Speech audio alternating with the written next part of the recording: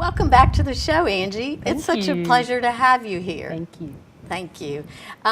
For our viewers who didn't meet you previously, tell us a little bit about yourself and your background, your education. All right, well, I've been a registered nurse for 27 years, and I've been at Brunswick for 15 years. Worked in the emergency department in med-surg, and then at Brunswick I started out as the emergency department manager, and after that moved to director of quality.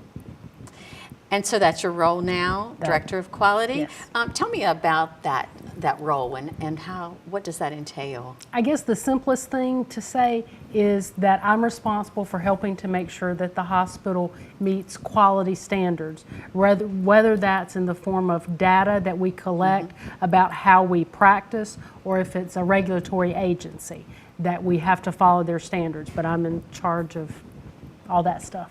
Sounds like a big responsibility. It's a lot of fun. Well, that's great. Now, our main focus today of this interview is to have you talk about what I've heard called the Search and Rescue Mission. Sounds ominous. I think it has to do with diabetes prevention and awareness. So tell me what Search and Rescue is. Well, it actually refers to a long-term goal project that Novant Health had.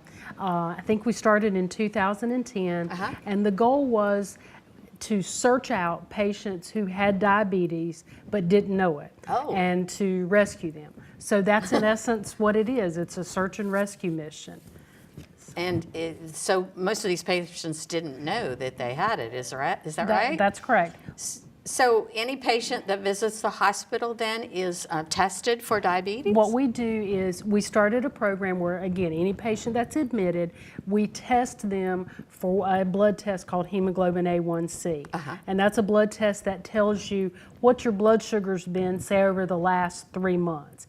It's not just today. That's what you get at a doctor's office. Right. But over the last 3 months, we can tell if your blood sugar has been elevated, and then we want to figure out why. So we search out those people. That's amazing to think that you can have one test and it can tell you the last 3 months what it looked like. I've heard so many patients, and I was one of them, that I'd go have my one-time blood sugar. It's like, it's fine. But again, I was one of those that was picked up in a search and rescue. And now it's the A1C. How is that? Is that through a venipuncture or? It's a simple blood test. We actually do it. Nobody gets admitted to a hospital, I don't think, without having blood work, and so we just do it along with everything else. So it's no additional stick, nothing extra, but it's a wealth of knowledge.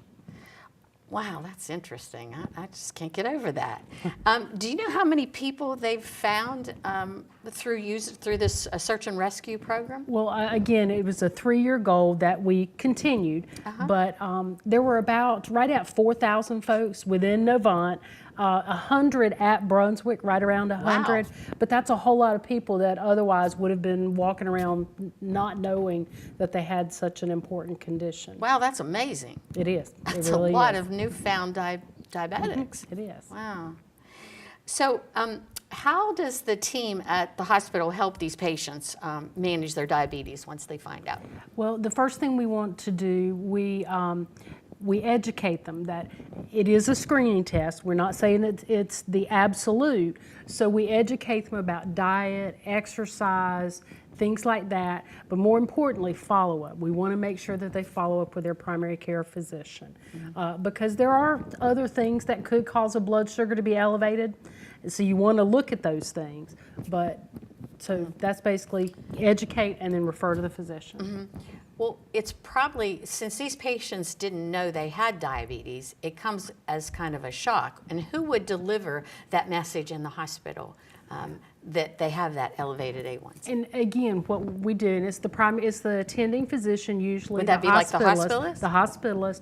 And again, we approach it that this is a screening test. It indicates that you may have diabetes, but we want you to follow up with your physician because, there could be medicines, there could be other things that could cause an elevated blood sugar, so we want to help them drill down. Wow. Yeah, I bet it does come as a shock sometimes, and it does to the patient. I know that diabetes is pretty common, and many people don't think it's serious. I know I had an uncle who had diabetes, and he ate everything, cake and pie, and he ate and he was really overweight, and he just thought it wasn't really serious. Do you find that to be true? I think it's very true, but I actually looked up some statistics, and in 2007, diabetes was the 7th leading cause of death of people in the United States. Not just death, but there's some huge long-term complications that can come from poorly controlled diabetes. Blindness, kidney failure, poor circulation, even to the point of people you've seen that had to have their limbs amputated. Poor wound healing, heart disease. There are a lot of really serious long-term complications. Yeah. That's why we want to search out people and get them screened. That's some serious stuff. It is very serious. Wow. Well, there are different types of diabetes, am I correct? What are those? There's type 1, which is insulin dependent, and then there's type 2, which is non-insulin dependent. And that's really the kind that we're talking about for people who don't know that they have diabetes. Well, what type of patient would be more at risk to develop diabetes? Well, you mentioned it, people who are overweight. They aren't active. That's a big contributing factor. Sometimes certain races are probably more prone, namely probably the African American race. And then some people on medications like steroids. Oh, I see. So those would be some warning signs. And what would some of the key signs of diabetes that our viewers might look for what symptoms might they exhibit?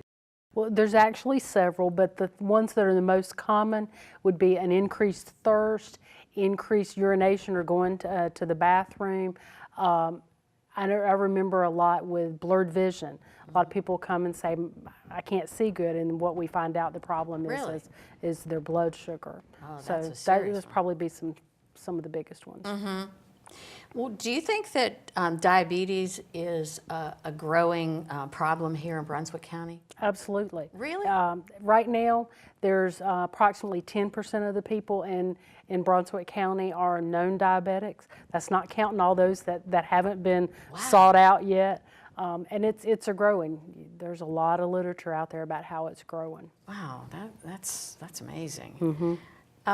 What are some ways that people can reduce or manage diabetes in their everyday life?